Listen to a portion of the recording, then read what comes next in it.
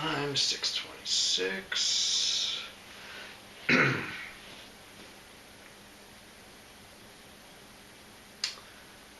Good evening, folks. Welcome once again to the Del Rivers Show. I am your host, Mark Elliott. You know right, couch to my right, my old friend, the man whose comedy makes a trip to the gas chamber seem like Jell-O pudding.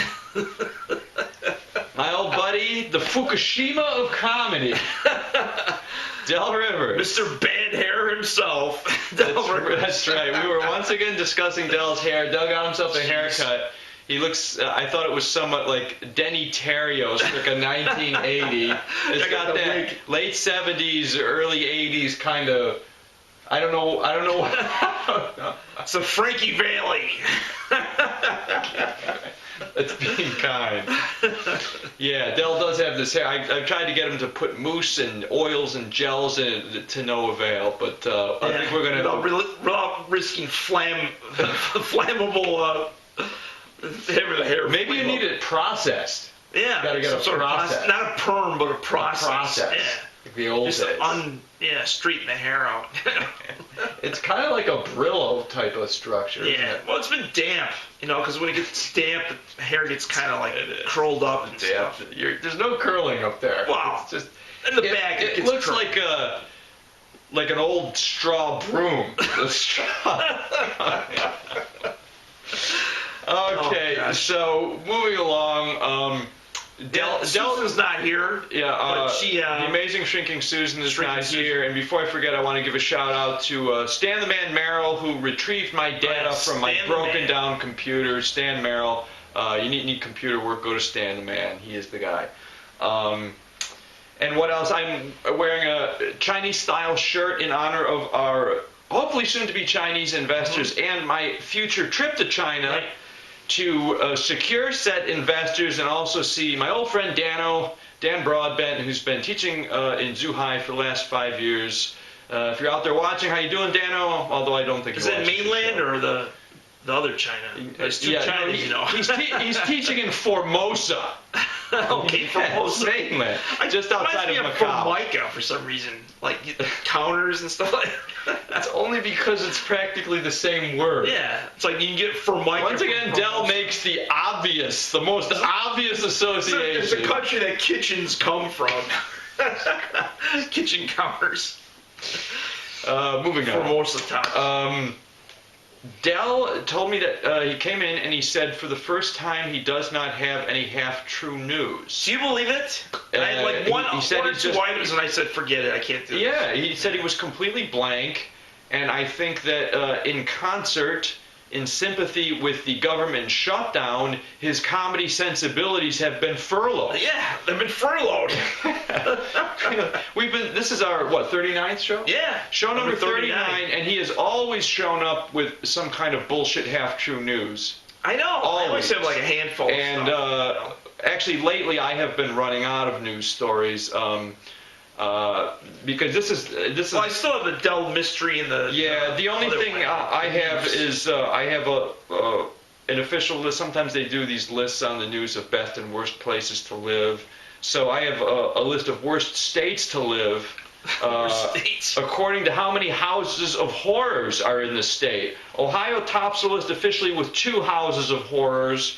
Ooh. Philadelphia, you have the one house of horrors, the famous abortion doctor house of horrors, and in Missouri there is one trailer home of horrors. Yeah. Now is that horrors or whores? Horrors. Horrors. Okay. No, there's plenty of places with houses of horrors. Yeah, there's a lot of. So because of jokes like that, I have a bit of a moratorium. I'm just not finding funny stuff. A mandate on your moratorium. It sounds like Governor Cuomo for a minute there. So, as we move along, okay, I've covered all our necessary items. Del has his usual beef. I have a beef today, and it's fucking stink bugs.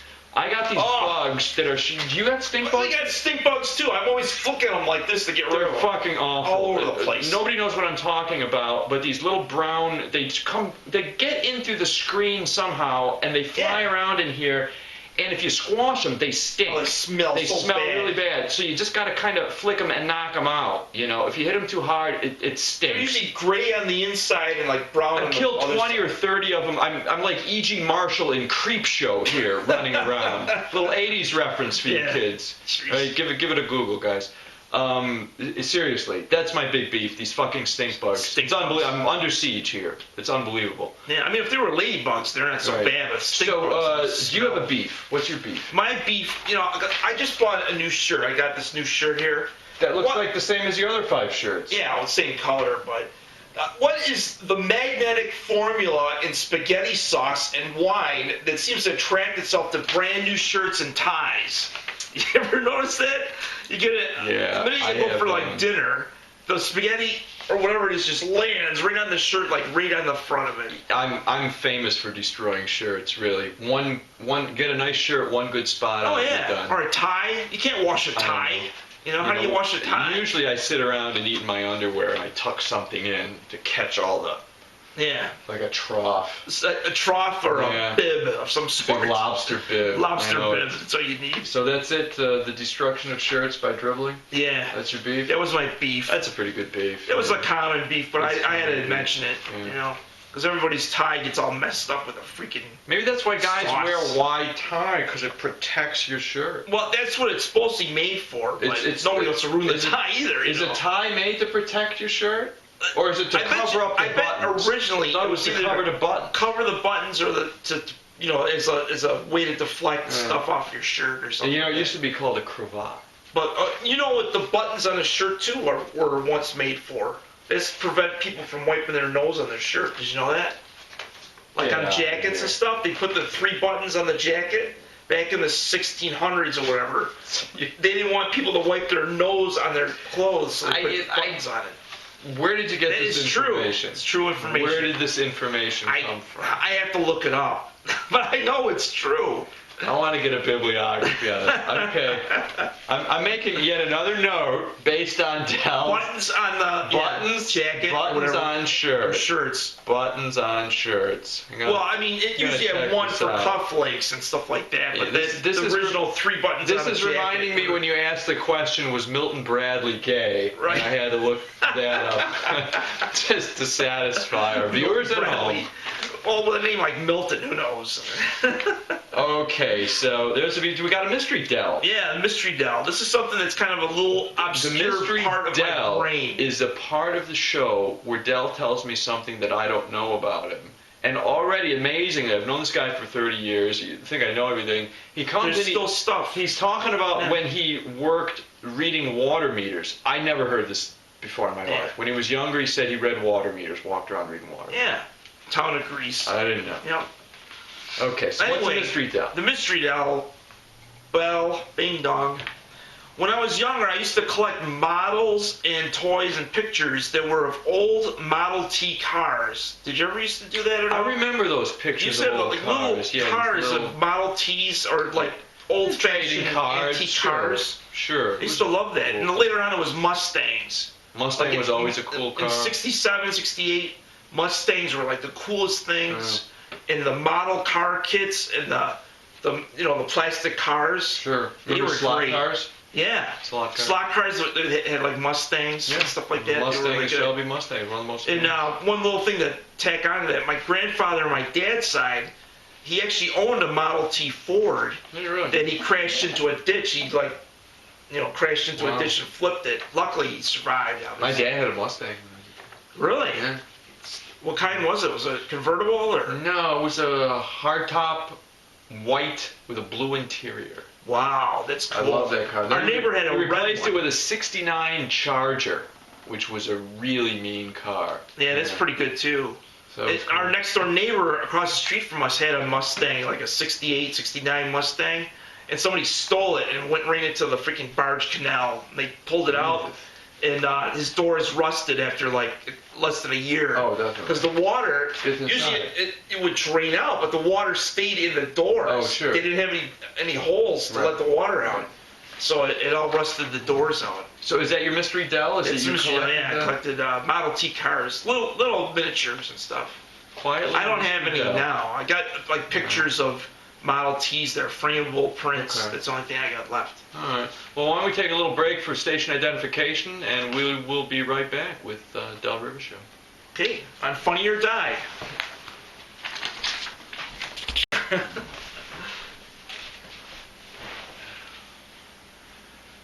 Okay, folks, back once again with Del Rivers Show, and I'd like to remind you that the Del Rivers Show is sponsored by the African Superman Pop Permanence Tablet. Always hard as iron, just whip it out. Harder, endless drive. Just whip it And out. also, brought to you by Life in Prison cereal. When you're doing life, it's important to have a good breakfast. Choose Life in Prison. Life in prison. Okay.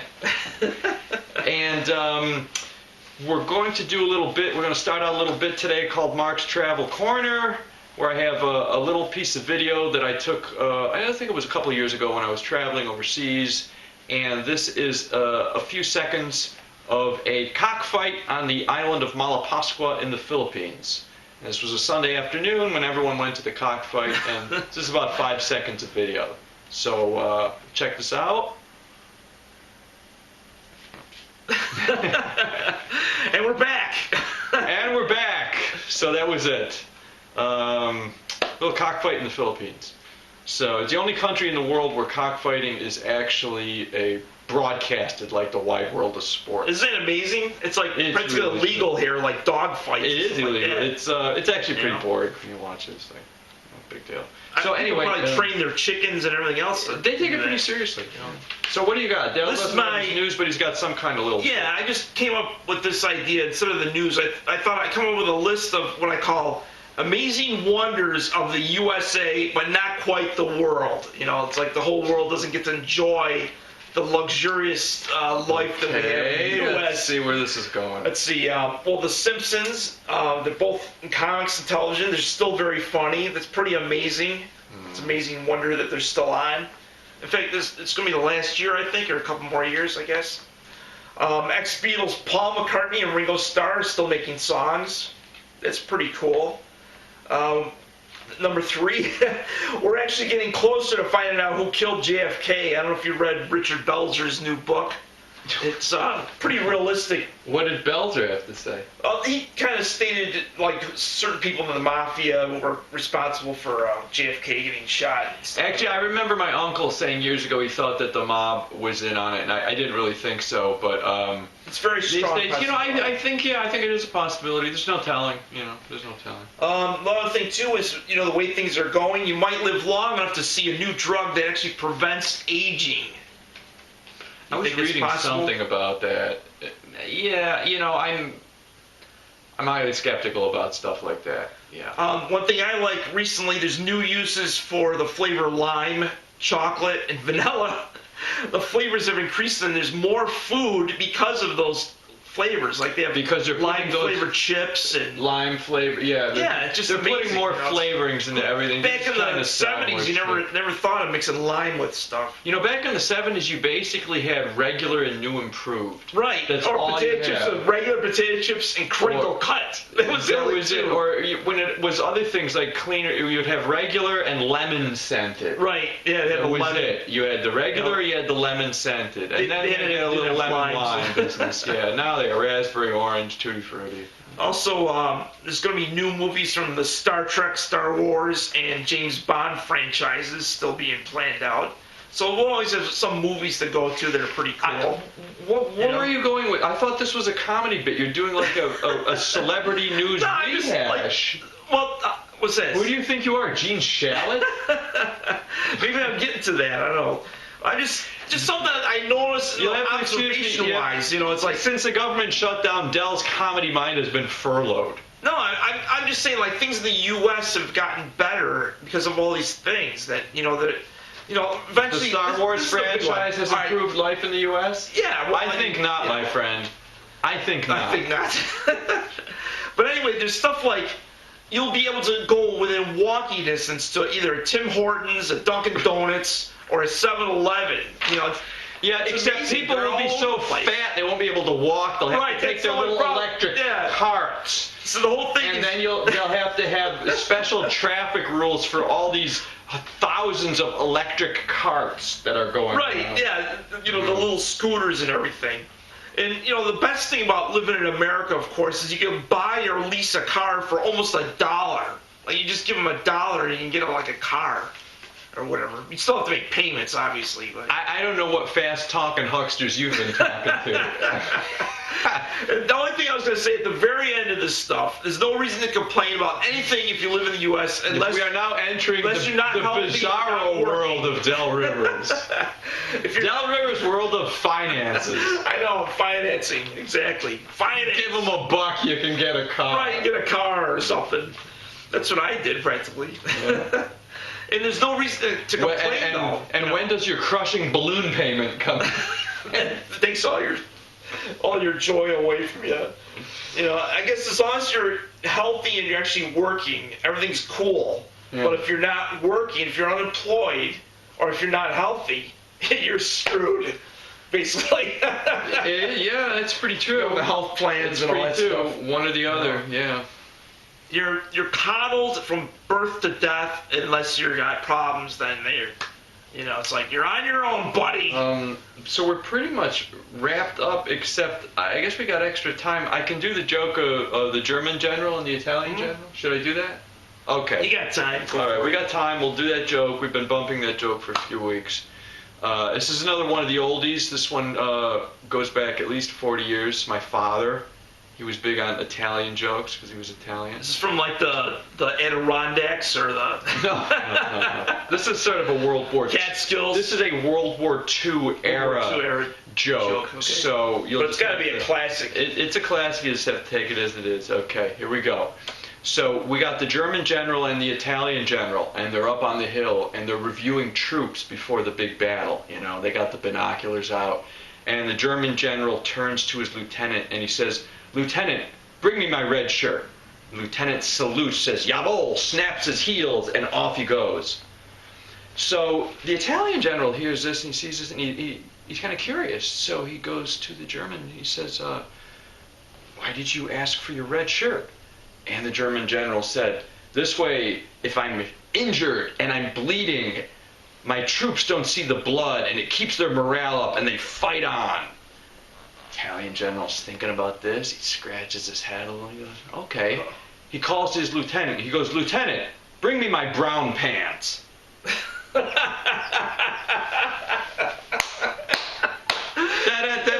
If you don't get that one, that's great. That was classic. That was a joke that I told Jason Brown, our old roommate, that joke. Did he get it? He must have 27 years ago, and he never forgot it. He always thought that was the funniest joke in the world. I would have forgotten that joke years ago, but he had reminded me about it. Yeah. So that was another one of my dad's classics. He told a lot of jokes. It's really good. Yeah, that one and the Pope joke, those were the two that I really remember. Good old-timey jokes, yeah. Yeah, you gotta hear them once in a while. Yeah, we've got to come up with some more stuff like that. I was never really a joke teller per se. I know, it's like, I'm not really a joke teller. Well, you know that. It's just playfully. But, you go with what you can find and just put it out there, That's just throw it up in the air and see if it floats. Yep. Yeah. Okay, folks. Onward and upward. We're glad to have you on board, and I would like to do a special shout out to Mark Alexander in Thailand, who wrote to me, said he's been starting to watch our show. Really nice guy. And he sends me some lovely little sort of travelogues of where he travels to and photographs and things. And so, Mark Alexander, Mark number 1 from Australia. I hope you're still out there. And I want to thank my friends who were at the Mark Cooper Memorial for enjoying my comedy CD, and hope they enjoy that, and hope we'll get some more viewers from that. Okay, and onward and upward. In the future, we will be at Saxon Recording Studios. Working on it, yep. Working on getting our studios there, and hope to see you next time. Till then. Another one in the can. Throw it in the toilet, see if it goes down.